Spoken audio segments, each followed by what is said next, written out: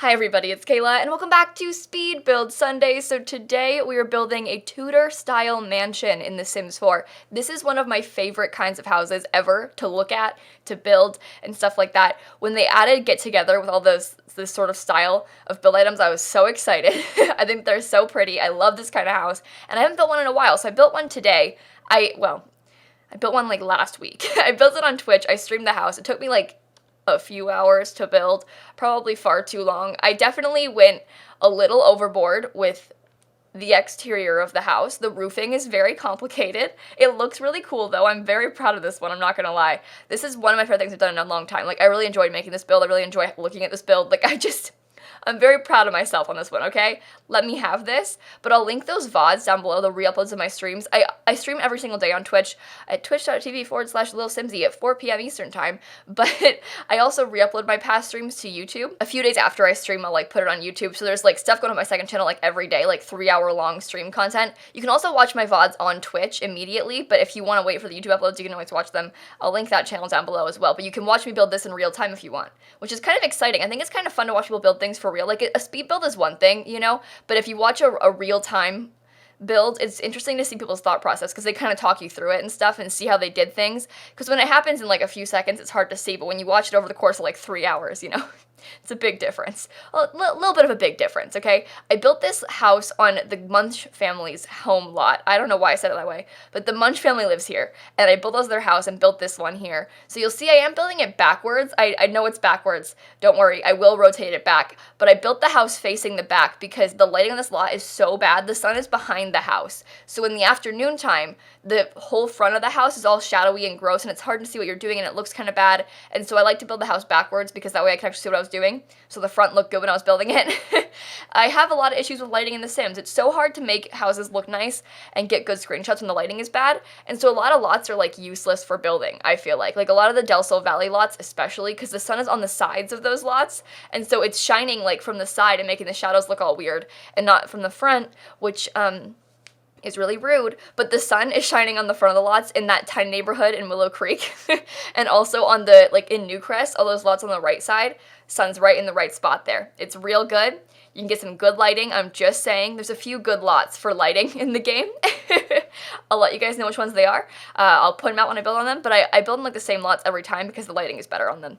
So this one I built on though, and it's a 40 by 30 in Windenburg, and the lighting sucks. So I built the house backwards and then rotated it back around when I was done so that I could get nice lighting when I was building it, which is really sad, but it just, you know, it'd be like that sometimes, I guess. But yeah, don't worry, I know it's backwards, it's fine. As far as some other life updates for you guys, I am starting school tomorrow. Very exciting. Summer semester begins tomorrow. Extra classes, rise and grind, folks. It should be fun. I'm taking 2 classes, but only one of them starts tomorrow, because summer terms in college are really weird. I don't know if you guys have this sort of thing in your schools. I know it happens a lot in the US, but they have like summer A, B, C, and D, and they're all like over the course of different weeks during the summer, and so some are longer than others, because you have like a class that's longer and more detailed, and or they do it shorter and more compact and stuff like that. And so I've got a class that starts tomorrow and one that starts in like a month. And then this one goes on longer, and it lasts until the fall semester starts. So I'm taking 2 classes, but only one of them starts tomorrow. I'm kind of excited. This one's my History of the Future class, which I think is very interesting. Like the history of how people perceive the future, which, isn't that kind of cool sounding? I don't know. I'm excited about it. I'm not going to lie. Like, that sounds kind of fun. So I'll let you know how that goes. I'm a history major, so I don't know. I'm big into this kind of thing, okay? Listen. Oh, what a sad. I know it's not sad. I know it sounds sad. I know it's not sad, but I realize it just sounds kind of lame. Like, oh, I'm a history major, guys. Like, I get excited over the dumbest things, too. There's this subreddit called r/askhistorians, and it's like, it's a weird subreddit in the sense that it's not as, like, casual as many of them are, and so you ask questions. They have to be kind of like detailed questions for actual historians. Like, people that respond to them write like mini essays with sources and stuff as responses to your questions. It's not just like r/history where they kind of just like write whatever. Like, you need to have sources backed up on this subreddit, r/askhistorians, and if you don't, they'll like delete your comments and stuff. Like, they're very strict. But so things rarely get answered, but when they do get answered, you get like really good answers, and it's so interesting to me because these people also are very passionate about history, and people will ask like kind of weird questions, and like the weird ones get answers too. Like I saw a thing yesterday where they asked about paper airplanes and like the invention of paper airplanes, and like did people have them before airplanes were invented and stuff like that. And they did have them, because that's a good question, because airplanes are kind of new, but did they have paper airplanes back in the day? They did. They were called paper darts. Still, kids made them in school still and like threw them at teachers, like just like we do today, but they called them paper darts instead. And I think that's kind of cool. Like, isn't that interesting? I know it's really dumb, but like that's why history is so fun, okay? It's the little things. It's the paper darts that make history interesting. But I saw some pictures of like these old paper darts they had found from like 100 years ago that these kids had made in school. They found in a church somewhere, which is just so cool to me, okay? Sorry for being dramatic. I don't know. I just love history.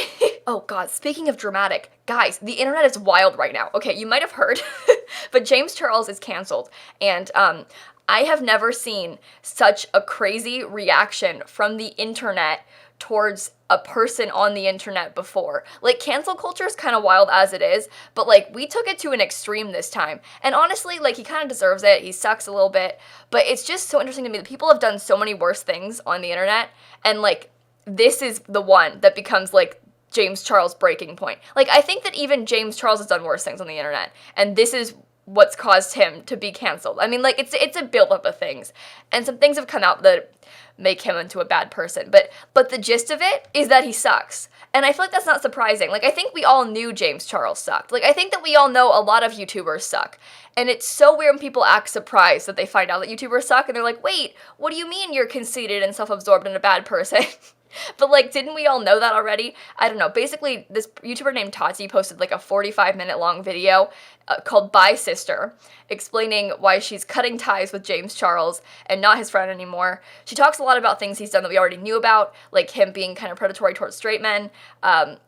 He's problematic in many ways. He also says things like, doesn't matter, I'm a celebrity, implying that he can do whatever he wants, which that one, while horrifying and upsetting to hear and really gross, doesn't surprise me at all. Like, the idea of a YouTuber being like, it doesn't matter, I'm a celebrity, I can do whatever I want, like that mindset from a YouTuber does not surprise me. So you would be so surprised how many of these people are so conceited and bad and like that. Like, YouTubers kind of suck sometimes. I don't mean people like me most of the time, because, like, listen, simmers stay in their lane, okay?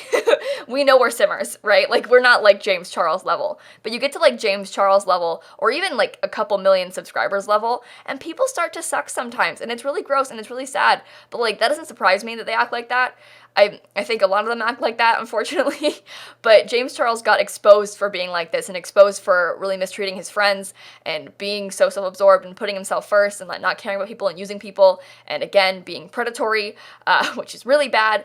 And so he has now become like one of the fastest dying channels, we're gonna call it, because he's losing subscribers faster than anyone's ever gained subscribers. Like, he's lost like 2 million subs from this, and that's insane. I don't know, it's really weird that this is, like I said, like, this is what caused the drama. Because I feel like, again, worse things have happened on YouTube. Like, Logan Paul filmed a dead body, and he didn't lose 2 million subscribers in a day. Like, it's just so interesting to me that, like, I guess it's the cancel culture thing, and also the fact that James Charles is so popular, like a mainstream popular, because Logan Paul is popular, and he was popular, but amongst, like, younger kids, and not as, like mega famous, like widely known and respected celebrity. Like, James Charles was a celebrity, like a real celebrity, and everyone knew about him. Everyone had seen his content. You might not like it, but you've seen it, and that's why I think it's such a drastic, like, turn on him, because people knew who he was. But it's so interesting to, like, watch this fallout happen, and, like, as more YouTubers come forward and, like, say things about him and what he's done, and, like, celebrities unfollow him and stuff, it's just so interesting to me. I can't wait to see where it goes. But yeah, poor James Charles. This is what happens when you suck. Karma, my friends. I can't wait till we start exposing the rest of the sucky YouTubers, because, like I said, this is not uncommon. Many, many, many of them are not good people. If more people talked about that, like, not just in like a drama way, but in like a let's stop letting kids support bad people way, that'd be awesome, So maybe someday. Obviously, I don't have the power to speak out about anyone personally because I don't know anyone bad personally, but I've heard some stories about bigger YouTubers, people that know them, and like people just suck. People on the internet, you give like a kid a lot of money and a lot of power and a lot of fame, and it goes to their head and they turn into bad people. And it just, like all those, like from my experience and understanding, a lot of like those MagCon boys, like the Viners, that got so much money so fast, and all these like screaming, adoring girls that were obsessed with them, like it gets to your head. It's impossible to make it not get to your head, And that's really gross, but like, again, it'd be like that. But if people expose them more, I don't know. Maybe we wouldn't have this problem if you spoke out sooner, but anyway, can't wait to watch the downfall of YouTube. It's scary because people hear about YouTubers, and like when things make mainstream news, it's stuff like this. So the media that doesn't respect YouTubers already is going to hear about this, and this is what's going to make, and all the stories and stuff, and they're going to think YouTube is like this. And that's really sad because it's sort of, before, I think I even said it before about him on stream and stuff, but I think that James Charles was doing a lot to break that barrier of like mainstream media versus like YouTube content, because James Charles made like high quality content on YouTube. Like highly produced good content on YouTube, and he was a celebrity, because there's a difference between like a YouTuber and like YouTube fame versus like actual celebrity. James Charles was an actual celebrity, like Met Gala going, real, true, mainstream celebrity, like big deal celebrity, and which is different than like, a person who only makes YouTube content and, kind of stays in their YouTube lane. Like James Charles wanted to be bigger than that, and he was doing a lot of things to make YouTube more legitimate, right? Like to legitimize this career. And that's really cool, but now he's gone and thrown that all away and taken a giant step backwards for everybody. So, because as soon as one YouTuber messes up, it sucks, but it's true. Like one of them messes up, and that's what makes the news, and then everyone thinks YouTube is bad. It's like PewDiePie and his scandals. That like caused a literal adpocalypse. Like people hear PewDiePie is bad, YouTube is bad, pull your ads, YouTubers suck, they're all losers and bad, and then just it spirals downwards. Anyway, kind of scary, kind of wild how fast people turn on you, but also kind of exciting to watch. Like it's fun, drama's fun, but also kind of scary. I don't know. What are your thoughts? We talked about it a lot on stream the other day. I came onto stream when Tati first posted her video. I had James Charles' live sub count up. This is before he even started dropping a ton. Like it had just started going down. Like it was like right after she posted her video. I went live on Twitch and I put his live sub count on my stream, and we watched it for a while. That was kind of fun. I didn't think it would get this far though. Like he's lost so many subscribers. That's crazy. Imagine losing like 2 million subscribers somewhere. And then people were like, Kayla, you still follow him. How dare you? Listen, I'm going to keep following James Charles because I want to know what happens. I'm still subbed to him on YouTube. I follow him on Twitter and Instagram. I'm going to know what happens. I want to see his posts first. I'll put on notifications if I have to. Like, I want to see what he does. And I get like the unfollowing is like a sign of like, I don't support you anymore. But I think I can still follow someone and not support them, It's like following politicians that you don't support because you want to know what they're saying. Because, I mean, that's fair. Like, I don't think following is a sign of support. It's a sign of, like, I know you and or I want to hear what you have to say, be it good or bad. I'm just curious, right? Like, I think that's normal and reasonable to do, especially with James Charles. Because, like, if he posts a response, like, I saw his video, right? But I want to see, like, his tweet. What's James Charles going to tweet next? When does James Charles come back from this? How does James Charles come back from this? I don't know, but I'm going to be there when it happens. Because I feel like with the level of, I don't know, other YouTubers unfollowing him after this and stuff like that, I feel like there's got to be something else. Like, it couldn't have just been this Tati, like, vitamin issue. Like, he had to do something else to other YouTubers for this to happen. Like, obviously the predatory thing is really bad, but, like, people knew about that. Like, he's been public about that. It's so weird to me, but, like, I feel like he did something else. Like, he had to have done something really bad to other people, like, on a personal level, to make it be, like, this immediate turnaround of, like, oh, he's canceled? Okay, finally I can unfollow him, And so I'm really curious to see what else comes out about James Charles, because I feel like it's going to be bad. And I'm kind of excited about it. I used to like him, too. I really like him. I bought his palette. I don't even wear makeup, but I bought his palette. So sad. I think the palette might be cursed, though. Probably should get rid of it so it doesn't, like, curse me. I don't need a scandal. Yikes. It's fine. It'll be fine. Hang on, sorry guys. Got distracted. My cat came in here and wants to get on my lap now, so. And also just started pouring down rain and storming all at once. Just a lot just happened at once. It's fine. Everything's fine. Moral of the story though is that I think that the James Charles palette is cursed, and I might have to get rid of it so that I don't have the curse of the scandal affect me personally, because I'm worried about it. I'm just kidding. I don't actually care about that, but oh boy. Oh boy. You know what I mean? That's how I feel about all of this. Jeffree Star tweeted out something along the lines of like is Jeffree Star his boyfriend, they're not married, are they? Either Jeffree Star's partner, he tweeted, like, Jeffree said that his partner banned James Charles from their house, and didn't say why, but, like, typically Jeffree Star's partner is, like, kind of, not involved in drama, so the fact that, like, James got banned from their house must mean it was really bad. So I'm really curious to find out what's going on there, because, I mean, Jeffree's gonna post a video. Like, I don't even usually care about drama like this, but, like, I used to really like James Charles, and so I don't know, I'm really, really curious. I'm really curious. And it's just interesting to watch as far as, like, how does the community react to this sort of thing? You know, like, what's gonna happen here? Anyway, the house. I've almost finished the whole downstairs. I didn't record the bathrooms, as I often do, because my builds end up being kind of long, so oftentimes I'll cut out the bathrooms and, like, the floor plan and, like, half the landscaping, because if I landscape the front and back the same, I'll keep in, like, the front landscaping and not the back, because, I mean, it's gonna look the same, so I only leave in part of it, because otherwise this video would have been, like, 40 minutes long, and that's just too much, you know? Like, we need to tone it down a little bit, Kayla. So I ended up cutting out a few things. I'm sorry about that. I wish I could keep the whole thing in. But again, if you're interested in watching me do this live in real time, you can watch the VOD back. It'll take you a few hours, but you can watch the whole thing and then see how it all worked out and such. I also do Let's Builds on YouTube. I was supposed to post my farmhouse build today because over the course of like the last month or so, I've been building this farmhouse on YouTube in a Let's Build. And so I have made like 7 videos on it. I just finished it this week, and I was going to post that video today, but I ended up having 5 hours of footage, and I was like, I can't cut this down and get this ready to post right now. Like, it's going to take too long. I didn't think about, like, I forgot how long it was, because in my head it was like, I only recorded for like 30 minutes a couple times, and then I was like, wait, I recorded for close to an hour a bunch of times, and I made 7 parts, so it is most certainly not a short Let's Build. I'll link that down below though if you want to watch it. I made this really cool farm in The Sims. I was really proud of myself with the landscaping and things, so if you're interested in looking at that, I'll link it. I've been doing a lot of interesting builds recently, and not to like toot my own horn or anything, but I've been proud of myself. I don't know, I used to build like the same house over and over and over again. I don't think I do that anymore. I think I've definitely branched out a bunch, and I love building in The Sims. It's so much fun, and it's pouring down rain. I don't know if you can hear it, but it's pretty loud, so that's a big giant yikes. My bad, you guys. It's not my fault, it's Florida's fault. Every afternoon in Florida, without fail, summer afternoons in Florida, it will storm.